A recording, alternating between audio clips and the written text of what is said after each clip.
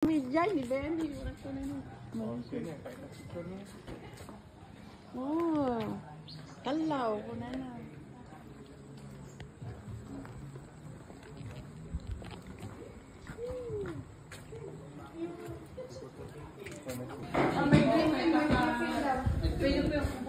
Dungag tayo ka na pa eh.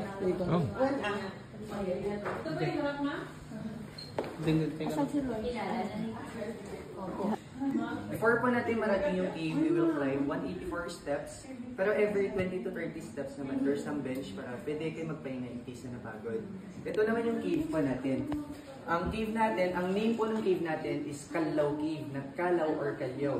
Kaya siya tinawag na Kalaw Cave po kasi na-derive siya sa pangalan ng ibon, which is yung Kalaw bird or yung Rufous hornbill natin. Kasi before, marami po tayong mga Kalaw bird na nakatira po dito. Then, after Kalaw Cave, if gusto nyo mag-boating, pwede lang din naman po, papuntang Mororan Falls po yun. And inside the cave, we have also 7 cave ethics. First, take nothing but pictures, leave nothing but footprints, feel nothing but time. Add nothing but the love for nature, add nothing but the pleasure for our enjoyments. Just bring home your good memories and burn a lot of calories and fats. So, before tayo makyat, make sure na may tubig tayo kasi inside the cave, wala natin bilihan ng tubig. Pero if okay lang naman sa inyo na makyat, even wala tayong water. At the life. At the life vest. Oh, a life vest. Thank you. Miss mo kayo, Daddy? Ha? Sika? Alin? Okay, baka gusto nyo mag-group picture po dito before we proceed po. And careful po. Stop gaya mo, nawanan. Oh my God! And sir, baka gusto nyo mag-group photo po dito. Oh, and group kuhanan photo. po kayo. Group photo. So yun, ito na yung start na 184 steps po natin. And as I have said a while ago, may mga bench naman po tayo. Okay, Oh, may po. bench sa gilid. Oh. Oh, Loy. Dado mong Loy. Ala, parang nagalis. Hindi naman po.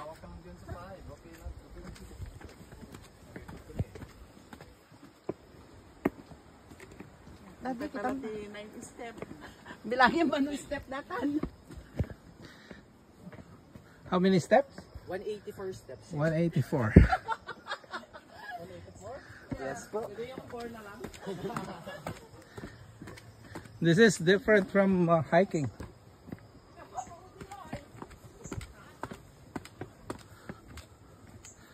After Kalaw 184 Cave, sir, if gusto nyo mag-boating, yan yung mga boat na ginagamit. Wala siyang cutting kasi hindi siya tulad ng dagat na maalon, gano'n. And hindi siya nag-high tide and low tide po. Pero nagbabasit, may ibarangay. Okay, malapit na po tayo sa kalahati. Oh, you see? Oh, there's the number here.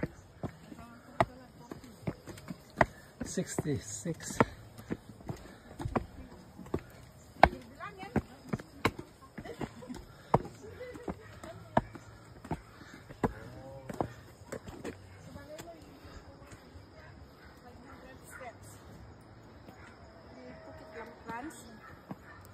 Walang ka lang mapan? Eh, ako kaya eh. Ha? And sir, dito na part po is kalahati na po dito. Oh. 92. 92 steps. So dito po muna tayo, antay lang po natin sila. And mamaya, mag-group picture ko dito. Na ang background po ninyo, we have the Pinakanon River and the town of Peña Blanca po.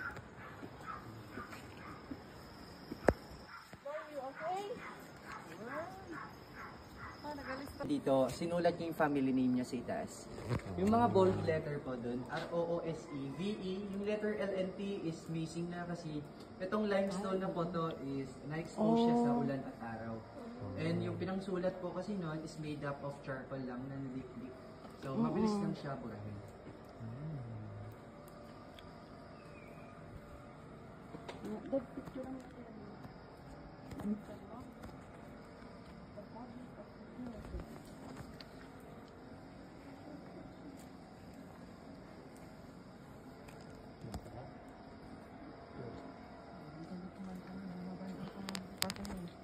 Going to 6 and 7 chambers is going downwards. So risky para puntahan siya. So allowed lang po dito puntahan is up to 5th chamber po. Kaso nga lang, since rainy season po ngayon, ang way po natin from 3rd chamber to 5th, pataas po yun na medyo wet po yung daanan natin. So it's up to you po mamaya if gusto nyo mag-proceed. Hanggang second lang kami, siguro. May try For lang yun. safety. Then as you can see ma'am, that's the excavation site. Where do they found the oldest human bone here in the Philippines po? Oh. Yes sir. Kailan lang Ang yun? pangalan niya is Calauman, pero mas known siya sa pangalang Homo luzonensis po. Kasi ang Peña Blanca is part of Cagayan and Cagayan is part of Luzon. Then ang age po nung bone na natagpuan po dito is 134,000 years. 1,000? Yes sir, much older than the Tabon Man of Palawan po. Oh. Then almost 15 feet deep before nila nahanap yung bone dito sa loob ng cave po natin. Siguro, bone lang hapon. Hindi ba? So, ano yon? Native ng Peña Blanca? And ayon sa mga archaeologists, sir, kaya traders isip nila na mag-dig dito sa loob ng cave. Kasi before, ang pangunahing tirahan lang po ng mga tao is only cave. And ang Okay. source of light ng mga tao before, through sunlight lang kasi wala tayong mga artificial light before. So for sure, ang mga tao before, nasa entrance lang sila mismo. Okay? Kailan sila naghukay dito? Year 2007 po, sir. Oh, 2007. Year 2007 to 17. Kaso nga lang, sir, may gap po yun. Hindi sila tuloy-tuloy na naghukay dito. Okay. Okay, careful po tayo dito. Oh, madulas ang daan.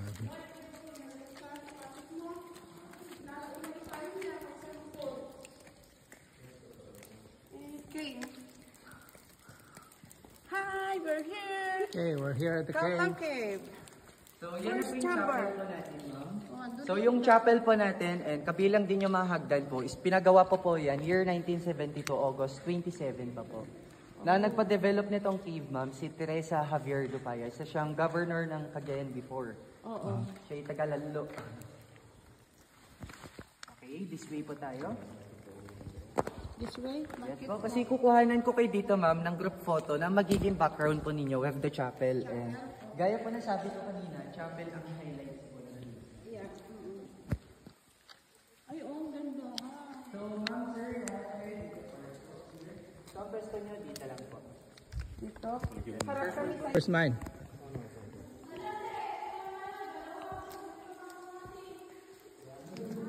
Inopen mo na yung Xiaomi?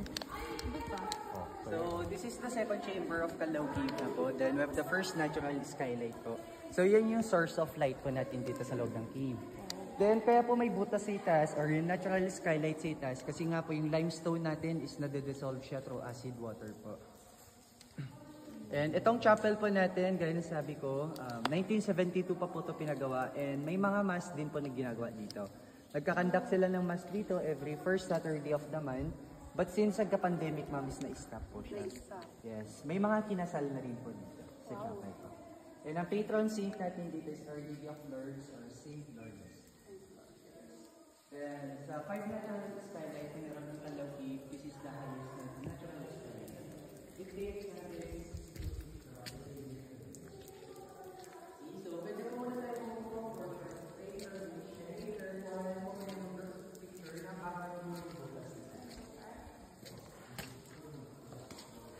Oh.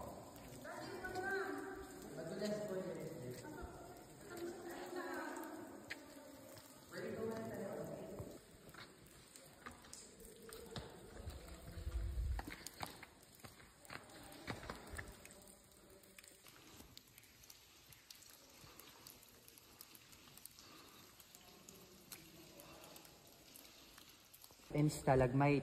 Yung word na stalactite po, stalac, C means ceiling. Then the word stalagmite, stalag, letter G stands for ground. Then every 15 to 18 years, 0.18 centimeter lang nag-grow sa kanya. So, 1,000 of years before sila maging column or pillar po. Ano yung stalagmite, yung nasa taas? Stalagmite, sir, sa baba. Sa baba. G.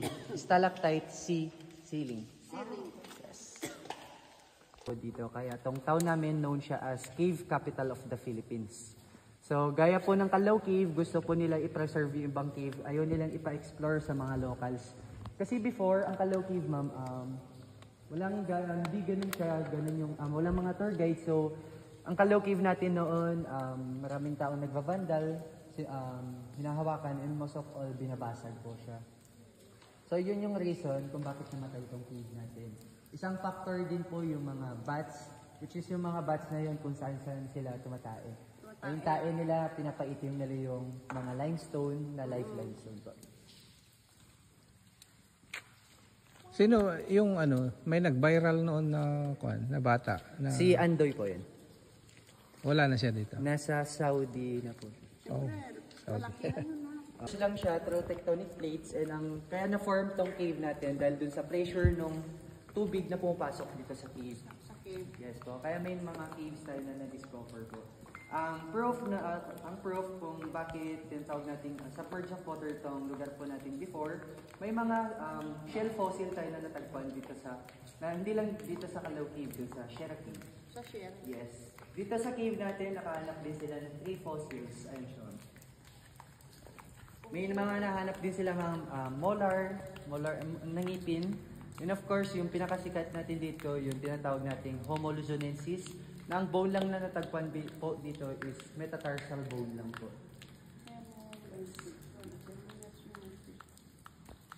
Ano yung metatarsal? Metatarsal bone, sir, yun yung part siya ng ikatlong daliri siya ng kanang paa.